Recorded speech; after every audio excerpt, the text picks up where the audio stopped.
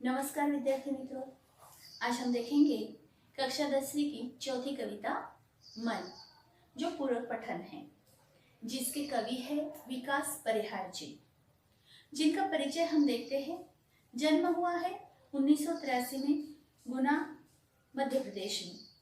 परिचय: विकास परिहार ने 2000 से 2006 तक भारतीय वायुसेना को अपनी सेवाएं दी। फिर पत्रकारिता क्षेत्र में उतरने के बाद रेडियो से जुड़े। साहित्य में विशेष रुचि होने के कारण आप नाट्य गतिविधियों से भी जुड़े हुए हैं। भारतीय वायुसेना में जो कार्यरत थे, ऐसे विकास परिहार जी है, जिनका साहित्य भी प्रसिद्ध है और उनकी ही कविता मन हमें पढ़ने के लिए। अब इस पद्य में क्या है ये हम जानते हैं। पद्य संबंधी हाइकू, इस पद्य का प्रकार है हाइकू। यह जापान की लोकप्रिय काव्य विधा है। हाइकू विश्व की सबसे छोटी कविता कही जाती है। 5वें दशक से हिंदी साहित्य ने हाइकू को खुले मन से स्वीकार किया है। हाइकू कविता 5-7-5 17 वर्ण के ढांचे में लिखी जाती है। प्रस्तुत हाइकू में कवि अपने अनुभवों और छोटी छोटी विभिन्न घटनाओं को अर्थवाही सीमित शब्दों में प्रस्तुत करता है। तो इस कविता के माध्यम से बहुत ही छोटी ये कविता होती है। 5-7-5 ऐसे 17 वर्ण मात्र की ये कविता होती है, लेकिन इन छोटे से शब्दों में, इन कम शब्दों में बहुत ज्यादा गहरा अर्थ छिपा हुआ होता है।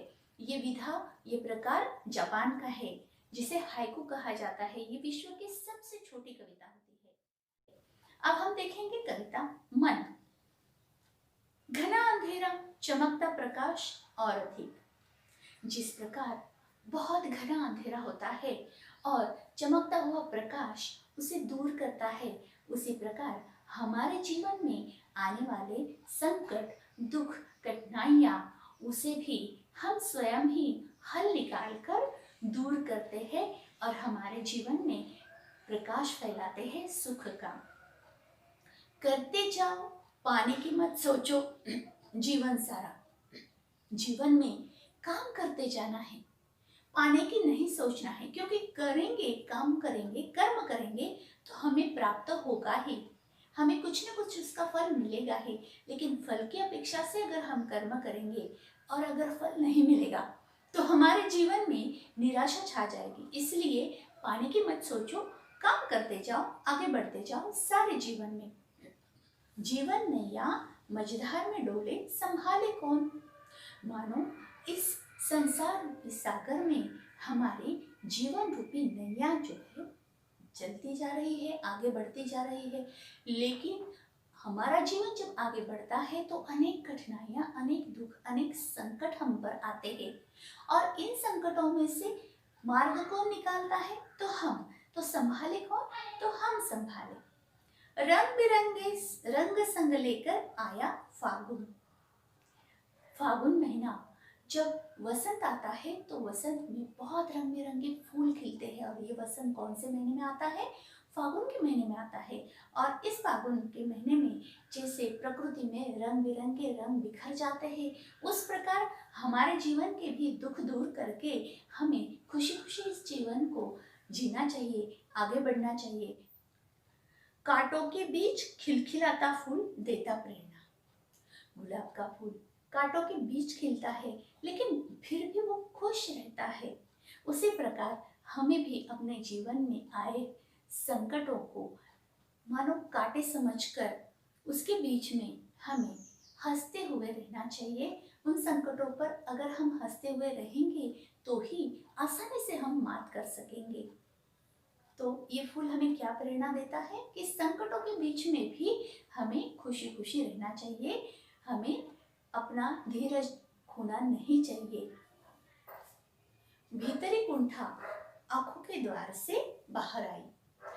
हमारे मन में अगर निराशा हो तो वो आंखों के माध्यम से आंसू जब बहते हैं तो वो बाहर निकल जाती है और हम फिर से, हमारा जीवन आगे बढ़ने लगता है, फिर से जीवन जीने लगते हैं।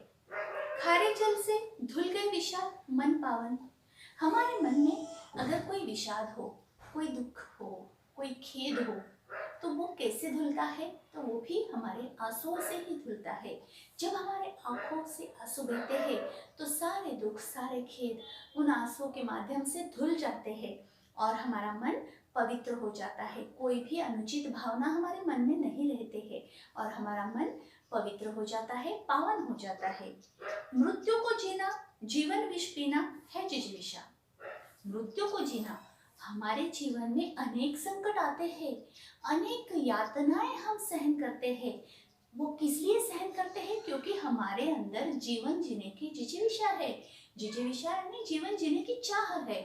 हमारे जीवन जीने की चाह के वजह से हम हर एक दुख को हंसते हंसते सहते हैं और हमारे जीवन में आगे बढ़ते चले जाते हैं। मन की पीड़ा छाई बन बादल, बरसी आंखें। अपने मन में अगर कोई दुख हो तो भी हमारे आंखों से आंसू निकलते हैं। जिस तरह से इस आसमान में घने बादल छाते हैं और फिर वो बरसने पर फिर से आसमान खुला हो जाता है, धुला धुला हो जाता है, उस तरह से हमारे मन में भी दुख जब छा जाता है तो उस दुख के बाद हमारे आंखों से बरसने वाले आंसुओं से वो धुल जाता है, वो दुख जो है छट जाता है और वो आंसू बनकर हमारे आंखों से बह जाता है। चलती साथ पटरियां रेल की फिर भी मौन। रेल की पटरियां कैसी होती है? दोनों साथ साथ चलती है लेकिन फिर भी कैसी रहती है? मौन रहती है, शांत रहती है। सितारे छिपे बादलों की ओट में सुना आकाश। जिस तरह से सुबह होने पर रात छाए हुए सितारे इस बादलों में छुप जाते हैं, बादलों के आड़ में छुप जाते हैं, उसी प्रकार हमारे जीवन में कई सारे प्यारे लोग होते हैं, प्यारे व्यक्ति होते हैं।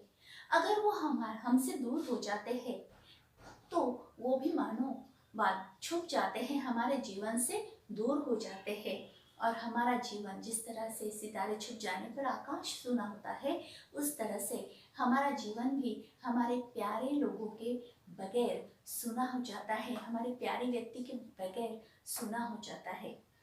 तुमने दिए जिन गीतों को स्वर हुए अमर। कवि बहुत ही सुंदर अपनी कल्पनाओं को अपने शब्दों के माध्यम से व्यक्त करता है और हमें सुंदर कविता पढ़ने को मिलती है।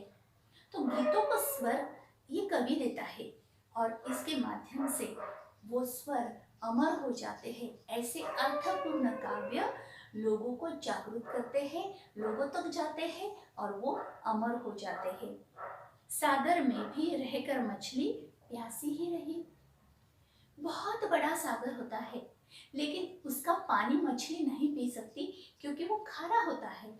इसी तरह से हमारा जीवन भी अगर बहुत लंबा हो लेकिन किसी के उपयोग में नहीं आता तो उस जीवन का कोई भी अर्थ नहीं है, वो निरर्थक है। हमारे पास बहुत धन है लेकिन वो किसी के काम नहीं आता तो वो धन भी निरर्थक है। ठीक उसी तरह से जिस तरह से सागर में मछली रहने के बाद बहुत प्यासी रहती है। विद्यार्थी मित्रों, इस कविता के संबंध में अगर कोई कठिनाई हो तो कमेंट बॉक्स में लिखो और इस चैनल को सब्सक्राइब और लाइक करना मत भूलो क्योंकि अगला वीडियो आप तक आसानी से पहुंच जाए।